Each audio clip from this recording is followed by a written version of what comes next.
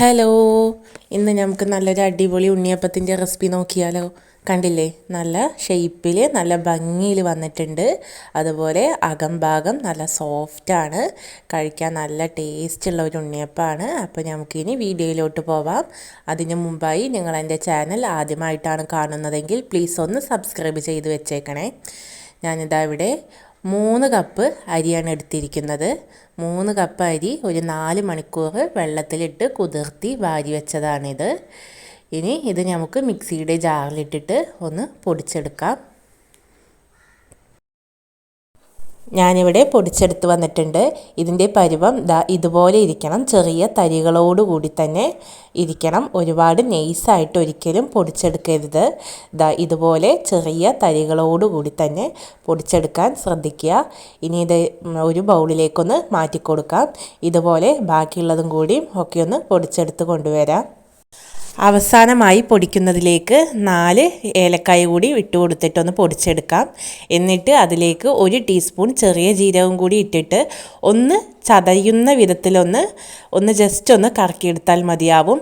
ഇതിൽ നിങ്ങൾക്ക് നോക്കിയാൽ കാണാം, ചെറിയ ജീരകം നല്ലതുപോലെ അരച്ചെടുത്തിട്ടില്ല, ജസ്റ്റ് ഒന്ന് കറക്കിയെടുത്തിട്ടേ ഉള്ളൂ. ഇനി ഇതും കൂടി ഇതിലേക്ക് ഇട്ട് കൊടുത്തിട്ടൊന്ന് നല്ലപോലെ ഒന്ന് സ്പൂണോ വിസ്കോ വെച്ചിട്ടൊന്ന് മിക്സ് ചെയ്തെടുക്കാം. ഇനി ഇതിലേക്ക് ചേർത്ത് കൊടുക്കുന്നത് 1/2 കപ്പ് മൈദയാണ് ഇട്ട് കൊടുക്കുന്നത്. കപ്പില്ലെങ്കിൽ ഗ്ലാസ്സിൽ 1/2 ഗ്ലാസ് മൈദ ചേർത്ത് കൊടുത്താൽ മതിയാവും. അതും കൂടി ഇട്ട് കൊടുത്തിട്ട് ഒന്ന് നല്ല പോലെ ഒന്നുകൂടി ഒന്ന് മിക്സ് ചെയ്ത് കൊടുക്കാം. ഇനി ഞാൻ ഇതിലേക്ക് ഒഴിച്ചു കൊടുക്കുന്നത് 7 അച്ച് വെല്ലം 1/2 കപ്പ് വെള്ളത്തിൽ ഉരുക്കിയെടുത്തതാണ്. ഇത് ഇനി ഇതിലേക്ക് കുറച്ചായിട്ട് ചേർത്ത് കൊടുത്തിട്ടൊന്ന് ഇളക്കി യോജിപ്പിച്ചെടുക്കാം. കട്ടകളില്ലാതെ ഒന്ന് ഇളക്കി യോജിപ്പിച്ചെടുത്താൽ മതിയാവും. ഇനി ഇത് 7-8 മണിക്കൂർ ഒന്ന് റെസ്റ്റ് ചെയ്യാൻ വേണ്ടിയിട്ടൊന്ന് അടച്ച് മാറ്റി വയ്ക്കാം.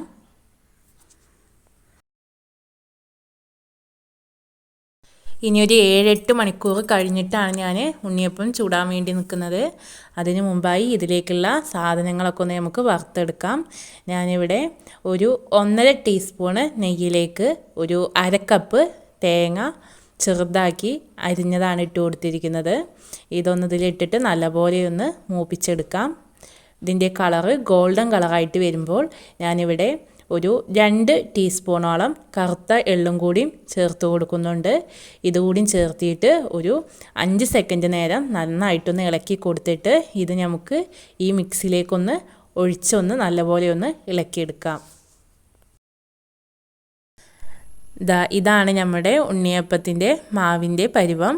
ഇഡ്ഡലി മാവിൻ്റെ അത്ര കനം പാടില്ല, എന്നാൽ ദോശമാവിൻ്റെ അത്ര ലൂസും പാടില്ല. അങ്ങനെയുള്ളൊരു പരുവത്തിലായിരിക്കണം. നേരത്തെ ഞാൻ പറഞ്ഞ പോലെ 1.5 കപ്പ് വെള്ളമാണ് ഇതിൻ്റെ കറക്റ്റ് അളവ്. എന്നിട്ട് അതിലേക്ക് നേരത്തെ വറുത്ത് മാറ്റി വെച്ച തേങ്ങയും എള്ളും ഇതിലേക്ക് ചേർത്ത് കൊടുത്തു, നല്ലപോലെ ഒന്ന് ഇളക്കി കൊടുത്തു. ഇനി ഇതിലേക്ക് ഞാൻ ഇട്ട് കൊടുക്കുന്നത് ഒരു 1/2 ടീസ്പൂണോളം സോഡാപ്പൊടിയാണ് ഇട്ട് കൊടുക്കുന്നത്. ഒരു 1/4 ടീസ്പൂണോളം മധുരം ബാലൻസ് ചെയ്യാനായിട്ട് ഉപ്പും കൂടിയും ചേർത്ത് കൊടുത്തു. ഇനി നല്ലപോലെ ഒന്ന് ഇളക്കി കൊടുത്തു. ഇനി നമുക്കിത് ഓരോന്നായിട്ട് ചട്ടി വെച്ച് കൊടുത്തു. ചട്ടി നന്നായിട്ടൊന്ന് ചൂടായി വരുമ്പോൾ ഇതിലേക്ക് നമുക്ക് എണ്ണ ഒഴിച്ചു കൊടുക്കാം. എണ്ണ നന്നായി ചൂടായിട്ട് മാവ് കോരി ഒഴിക്കാം. ഞാനിവിടെ കുഴിയുടെ 1/4 ഭാഗത്തിനോടൊപ്പമാണ് മാവ് ഒഴിച്ചു കൊടുക്കുന്നത്. നിറയെ മുകളിലേക്കായി വരുന്ന വിധത്തിൽ ഒരിക്കലും മാവ് ഒഴിച്ച് കൊടുക്കരുത്. എല്ലാ കുഴിയിലും അങ്ങനെ ഒഴിച്ചു കൊടുത്തു. എന്നിട്ട് ഒരു 5 സെക്കൻഡ് 6 സെക്കൻഡ് നേരം ഒന്ന് വെയിറ്റ് ചെയ്യാം. ഒരുപാട് നേരം അങ്ങനെ വെച്ച് കൊടുക്കരുത്. അങ്ങനെ വെച്ച് കൊടുക്കുമ്പോഴാണ് ഉള്ളിൽ നിന്നും മാവ് പൊട്ടിയിട്ട് പുറത്തേക്ക് തള്ളി വന്ന് ഉണ്ണിയപ്പത്തിൻ്റെ ഷേപ്പൊക്കെ നഷ്ടപ്പെടും. അപ്പോൾ അത് കാരണം കുഴികളെല്ലാം ഒന്ന് ഒഴിച്ചു കൊടുത്തിട്ട് നമ്മൾ ആദ്യം ഒഴിച്ചു കൊടുത്ത ആ കുഴിയിൽ നിന്ന് തന്നെ ഒന്ന് വേഗം ഒന്ന് തിരിച്ചിട്ട് കൊടുത്താൽ മതിയാവും.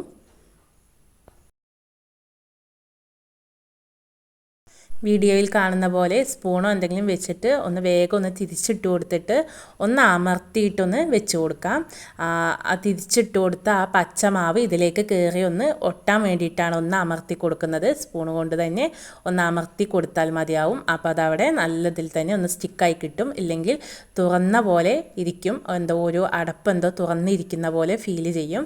അപ്പോൾ അതുകൊണ്ട് ഒന്ന് തിരിച്ചിട്ട് കൊടുത്തിട്ട് വീഡിയോയിൽ കാണുന്ന പോലെ തന്നെ ഒന്ന് ആ സ്പൂണിൻ്റെ ആ ഒരു സൈഡ് കൊണ്ട് ഒന്ന് അമർത്തി കൊടുത്താൽ മതിയാവും. അങ്ങനെ എല്ലാ ഉണ്ണിയപ്പവും അങ്ങനെ തന്നെ ഒന്ന് ചെയ്തെടുക്കാം. ഈ സമയത്തൊക്കെ ഫ്ലെയിം സിമ്മിലായിരിക്കണം. ഫ്ലെയിം ഒരിക്കലും കൂട്ടി വെക്കരുത്. അങ്ങനെ ആവുമ്പോൾ പുറം ഭാഗം പെട്ടെന്ന് നിറം മാറി കിട്ടുകയും ചെയ്യും, അകം വേവുകയും ഇല്ല. അതൊന്ന് പ്രത്യേകം ഒന്ന് ശ്രദ്ധിക്കുക. തിരിച്ചും മറിച്ചും ഇട്ട് കൊടുത്തിട്ട് ഇതുപോലെ ഒരു ഗോൾഡൻ ഷെയ്ഡിലേക്ക് വരുമ്പോൾ നമുക്കിതൊന്ന് എടുത്ത് മാറ്റാം. അതല്ല പുറം ഭാഗം നല്ല ക്രിസ്പി ആയിട്ട് കിട്ടണം എന്നുള്ളവരാണെങ്കിൽ ഒരല്പം നേരം കൂടി ഒന്ന് വെച്ച് കൊടുത്താൽ മതിയാവും. കണ്ടില്ലേ, നല്ല ഷേപ്പോട് കൂടിയിട്ട് എന്നാലും ഉള്ളിൽ നല്ല സോഫ്റ്റ് ആയിട്ടുള്ള ഉണ്ണിയപ്പം ഇവിടെ റെഡിയായി. ഇനി അടുത്ത ബാച്ചും കൂടി നമുക്ക് ഇതുപോലെ തന്നെ ചെയ്തെടുക്കാം. നല്ലപോലെ ഒന്ന് എണ്ണ ചൂടായിട്ട് ഫ്ലെയിം ഒന്ന് സിമ്മിലേക്ക് ഇട്ടിട്ട് ബാറ്റർ ഒഴിച്ച് കൊടുത്താൽ മതിയാവും. അപ്പോൾ ഇതുപോലെയുള്ള നല്ല നല്ല വീഡിയോസിനായിട്ട് എൻ്റെ ചാനൽ ഒന്ന് സബ്സ്ക്രൈബ് ചെയ്തേക്കൂ. അപ്പോൾ ഇനിയും നല്ല നല്ല വീഡിയോസായിട്ട് വീണ്ടും കാണാം. അതുവരേക്കും ബായ്.